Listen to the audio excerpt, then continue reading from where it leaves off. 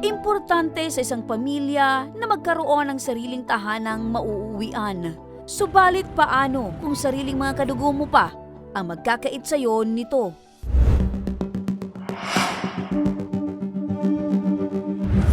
Sobrang hirap po. Hindi ko rin magawa po rin na buhayin din sila. Nakakaisip na rin po magnakaw, mag-snatch, ganyan. Kaso, pinipili ko baka siyempre pag nakulong, paano rin to? Paano rin sila? Parang gusto ko na po gumipap. Ika-16 ng Disyembre noong nakarang taon nang humingi ng tulong sa ating programa ang isang concerned citizen mula sa Payatas, Quezon City para sa isang pamilya na naninirahan lamang sa isang covered court sa nasabing lugar. Humingi po sana kami ng konting tulong. Nais na raw kasi nilang umuwi ng Bicol pero dahil na rin sa kawalan ng pera ay hindi nila ito magawa. Sinubukan na rin daw nilang humingi ng tulong sa ibang ahensya ng pamahalaan, subalit bigo silang makahingi ng tulong. Isa na namang pamilya ang ating matutulungan. Ang 3 buwang buntis na si Cristina Barceliano kasama ang kanyang ka-live-in partner na si Edwin Almugera at 1 taong gulang nilang anak na ngayon ay nakatira sa isang covered court sa Payatas, Quezon City. Kwento ni Cristina, noong buwan ng Setyembre nang magsimulang magkagulo ang pamilya nila kung saan sila nakatira. Kaya nagpasya sila Edward na umalis na sa poder ng kanyang biyanan at dito na nagsimula ang kanilang pagtira sa mga tulay, kalsada at sa mga lugar na nasisilungan nila hanggang sa umabot na silang nanirahan sa covered court. Nais na lang sana nilang umuwi sa Bicol para doon na lang manirahan. At ayan, kumusta ang kalagayan nyo dyan sa covered court? Okay naman po. Makikwento sa amin paano namin kayo matutulungan? Po, ma'am, wala po kami matirahan. Minsan po kami, minsan po sa ilalim ng tulay. Paano nyo na itatawid yung pang-araw-araw na pangangailangan nyo? Halimbawa, yung pagkain, yung mga gastusin. Ano po, may nagbibigay po. Mga bigay-bigay. Opo. Yung bang asawa mo, dating tricycle driver? Opo. O bakit pala hindi na nakapag-renew ng lisensya? Wala pong pang-renew eh. Eto naman partner, kasama nila ngayon ang concerned citizen na lumapit sa ating Facebook page partner ng Ako Bicol Tabang Ora mismo na si Filipina Balderrama. Kumusta? Opo. Anong pagkakakilala mo kila Edward at Cristina? Nakita ko kung gaano sila kahirap. Huwag kayong mag-alala, ikaw na lumapit at pakisabi na rin doon sa mag-asawa, huwag kayong mag-alala dahil bilang tulong ng Ako Bicol Tabang Ora mismo ni Congressman Saldico, susunduin kayo ng programang ito dyan sa Payatas, Quezon City. Matapos makipag-ugnayan ang aming team sa pamunuan ng Barangay Payatas, ay tumulak na ang grupo ng Ako Bicol Tabang Ora mismo ni Congressman Saldico mula Legazpi City papuntang Payatas, Quezon City. In 300 meters, merge onto Epifanio de los Santos Avenue. Matapos ang halos 12 oras na biyahe, ay narating na rin namin ang lugar kung saan namamalagi ang mag-anak. Ma'am, saan po ba sila dyan, ma'am? Turo mo nga sa akin. Agad naman kaming sinalubong ni Filipina Balderrama, ang concerned citizen na humingi ng tulong sa ating programa. Be, ayan. Kahapon pa yan nagbihis na. Ay po. O pinapaalis na nga kasi matagal na. Kasi hindi magamit to Ito. Para saan po ba itong pwesto? sa center, health center. Dito na rin nagkwento si Edward kung ano ang hirap na kanilang pinagdaanan. Pakalat-kalat po kami sa lansangan.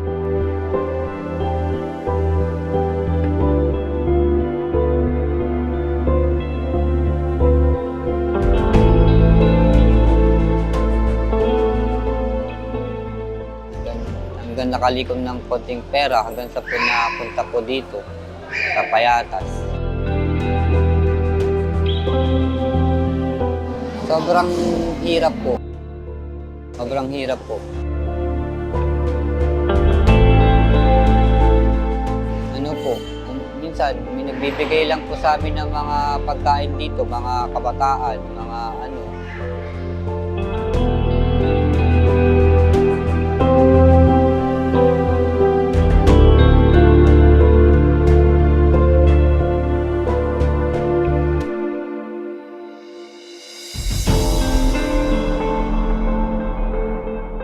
Pag wala, itutulog na lang namin, gano'n. Pag walang magbibigay, tulog na lang namin.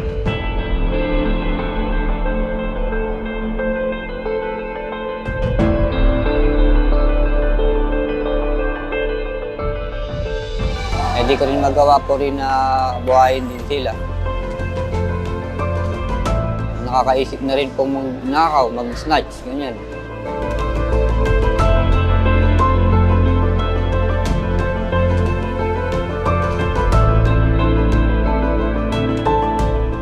Kaso, pinipil ko baka siyempre pag nakulong, paano rin to? Paano rin sila? Nakipagkwentuhan na rin ang aming team sa kinakasama ni Edward na si Christina, na kasalukuyang 3 buwang buntis.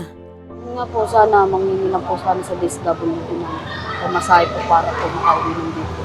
Inano po kami, kumbaga, sabi daw po nila, ang inaano lang daw po nila, in case emergency lang po. Kahit po nagpakaawa na ako doon. Oo, talaga nila yun.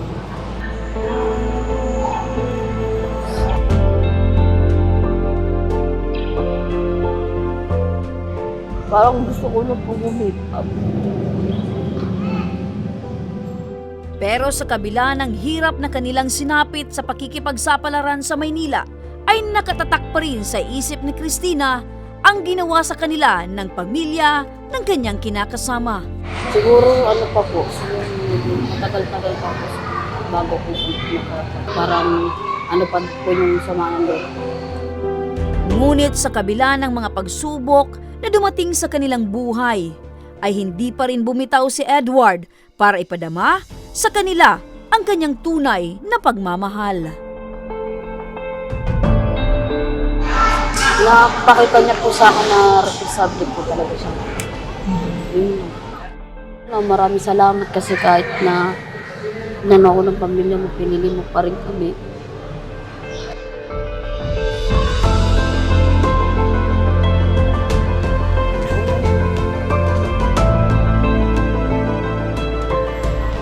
Salamat ako sa'yo na hindi kami nag-ibag. Sa aming dalawa, dyan ka pa rin. Bago tuluyang umuwi sa Bicol ang pamilyang Almogera, ay nag-iwan ng isang mensahe si Filipina para sa kanila. Sana maging aral na to sa inyo na kung ano man biyaya meron kayo, pahalagahan nyo na kasi mahirap.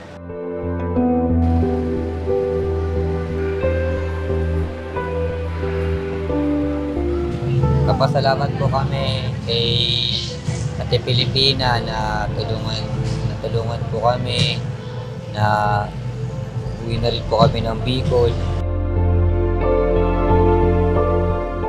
Pinuntahan na rin namin ang kapitan ng Barangay Payatas na si Manny Guarin. Sila naman sinilop dito at pinatira dito habang wala silang mapupuntahan. So dito naman si Armin Ben, yan, wala namang problema, di ba? Nakakupok namin sila dito, pinatira namin sila dito at sila naman yung kinalingan. Sanay kami niya sa bagay. Sabi nga nila, parang kaming mga, parang home of the agent na kami or home of the hopeless.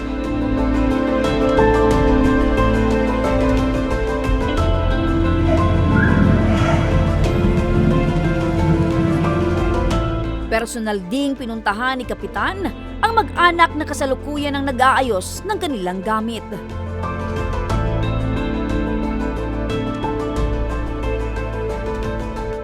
Hindi napapariwara yung pamilya mo ano lang doon sa lugar para ayusin na lang ninyo. Huwag nang magpalaboy na. Kamsur.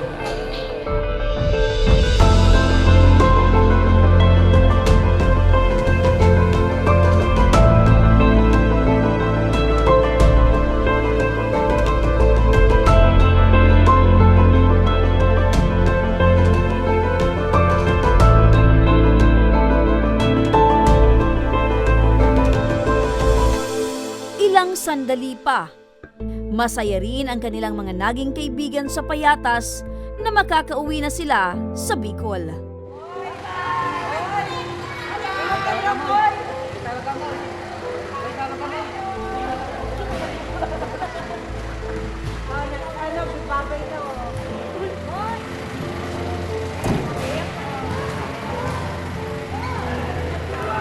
So kami po bilang street sweeper sa mga head po namin. So everyday po, tatambay po sila dito sa court. Ang ginawa po nung head namin, si Ma'am Marisa Amoy. Inano po namin yung lalaki, nasama po namin, may operation kami. Sa awa ng Diyos, sa pagbigay naman po kami. Araw-araw po nila pagkain. Masaya po ako kasi makakauwi na po sila.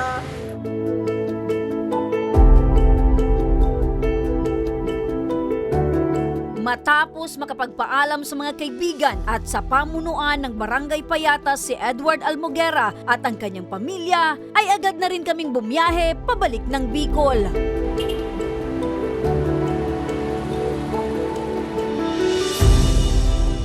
Matapos ang halos 9 na oras na biyahe, ay umaga na nang marating namin ang bayan ng Sipokot, Camarines Sur.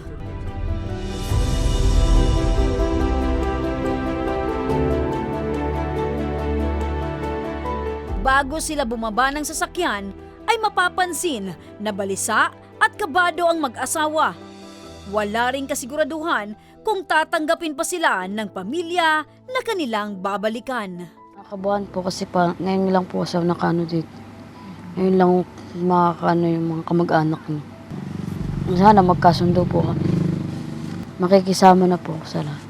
Nais na lang din nila na magkaroon ng matiwasay na buhay malayo sa gulo ng lungsod na dati nilang tinirahan. Okay na rin po para matahimik na rin po kami. Tahimik yung buhay namin. Walang kumukutya sa amin. Ganun. Mas maganda pa ang buhay dito. Dito tahimik. Sa Maynila, magulo.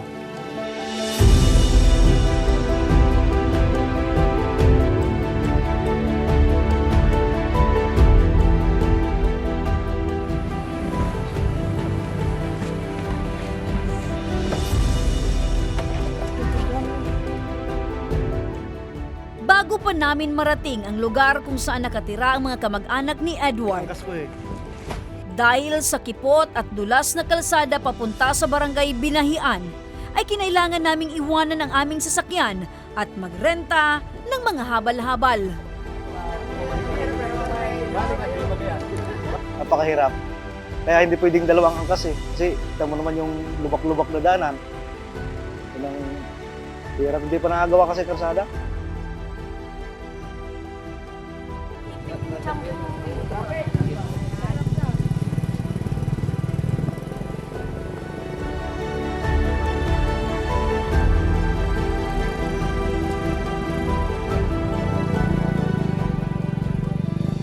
Matapos ang halos 40 minuto na biyahe, ay narating namin ang barangay Binahian.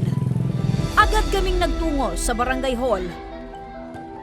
Sinalubong naman agad kami ng kagawad ng barangay na si Conrad Magsangay. Ruben Tago po. Pero kamag-anak po nila Ali Tago. Taga dito. yan.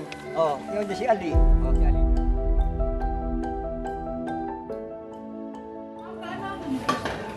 Yung nagpalaki sa kanya, kapatid ng papa ko.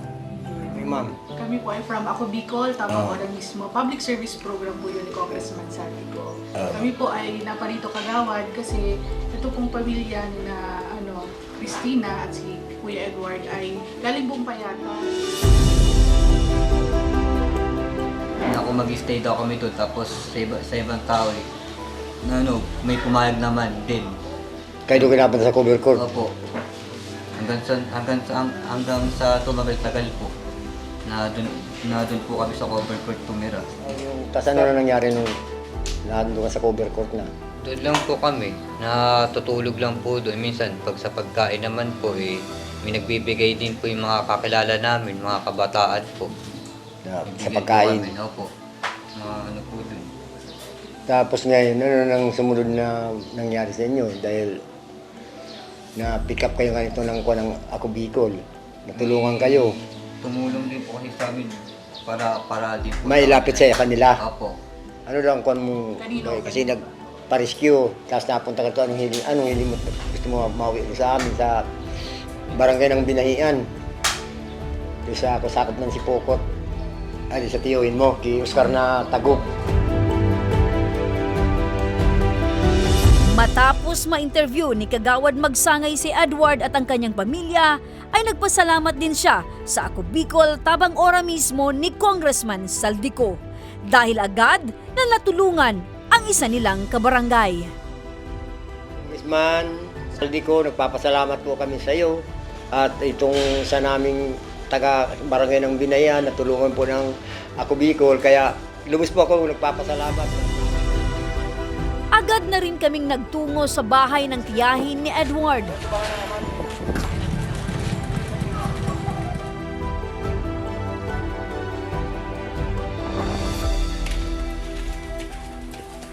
Ay, si Kuya.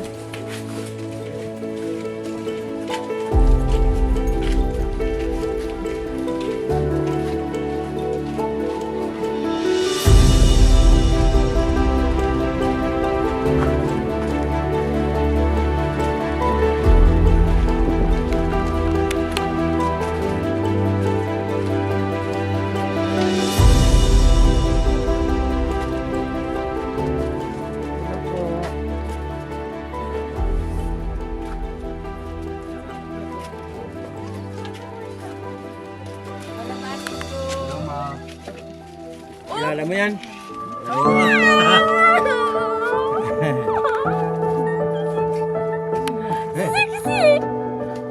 Si Rubin.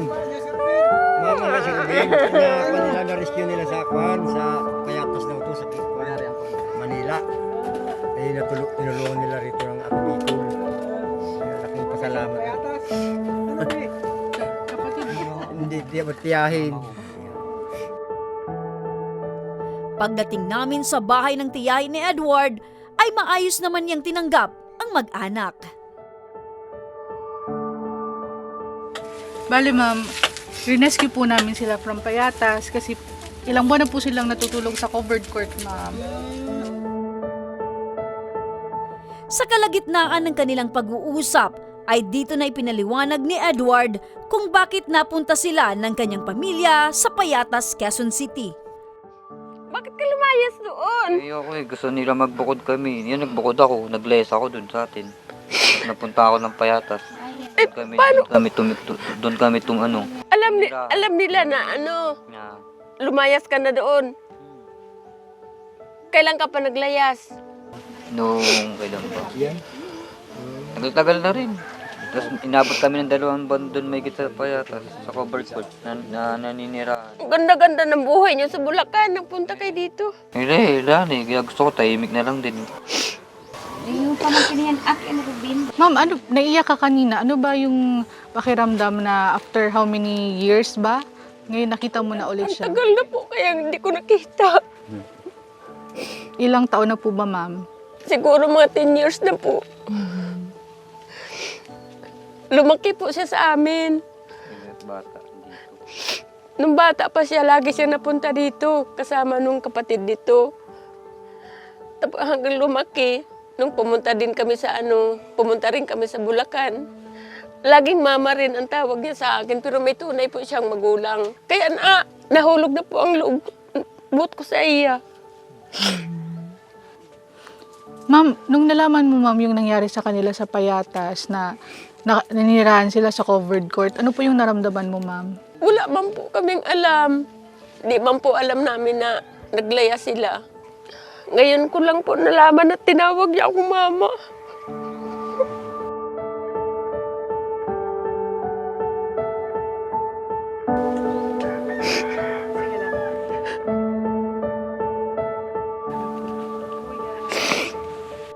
Kinausap din ni Nanay Francia ang kinakasama ng kanyang pamangkin. Paano kung malaman ng pamilya mo na yung anak ko na nasamahan mo, may pamilya din yan. May po sinda mga ginibot, amuyak. Kung ano ang mapag-anuhan mo, di pag tiisin ninyo kung ano ang mayroon dyan. Dahil hindi naman kami mapera. Tapos ganyan, manganganak ka pa. sana hindi ka na maglayas. Sana hindi na ninyo napag-isipan yan na maglayas kayo doon sa kay Ruben. O pagpapayuhan kayo. Hindi naman kayo maghihirap doon. May tricycle doon eh. Tiyak na ang kanilang kaba ay napalitan na ng saya dahil mayroon na muli silang matitirhan at payapa nang makakapagsimulang muli. Ngunit bago pa man namin sila inahatid sa Sipokot, may inihandang munting sorpresa ang Team Ako Bicol Tabang Ora mismo para sa pamilya ni Edward. Kuya Edward, bago kami umalis, may bibigay po sana kami sa inyong munting regalo, pasalubong para at least kahit paano makatulong din po sa inyo. Ito po. Damit po yan ng baby mo. Tapos ito yung bigas.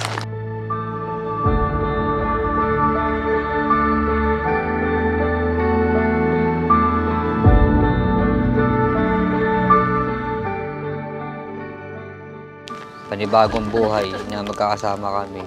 Saka sa kanila, mga tao dito. Panibagong simula.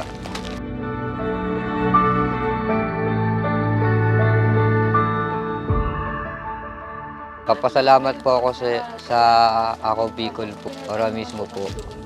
Maraming salamat po na nayatid po kami ng ligtas po dito sa Bicol, sa Binayan. Maraming salamat po, Congressman, sa ano niyo po dito ngayon na lagi pong ganito na minayahatid po kayo na ganito kahit malalayo.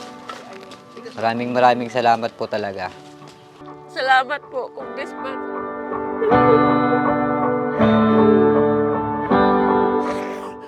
Hindi pa man lumilipas ang unang araw ng kanilang pag-uwi, ay agad na ngang nagplano si Edward na sa pamamagitan raw ng pangingisda ay sisikapin niyang buhayin ang kanyang mag-ina. Ayun nga, sama ako kay Papa sa bangka. Ito na kami ngayon. Salamat naman kung natanggap mo kami na dito kayo titira. Kasuhin mo na yung asawa mo, pamilya mo, magkakaanak ka na. Sana naman, magbago ka na, ha? Huwag ka na maglalayas lagi.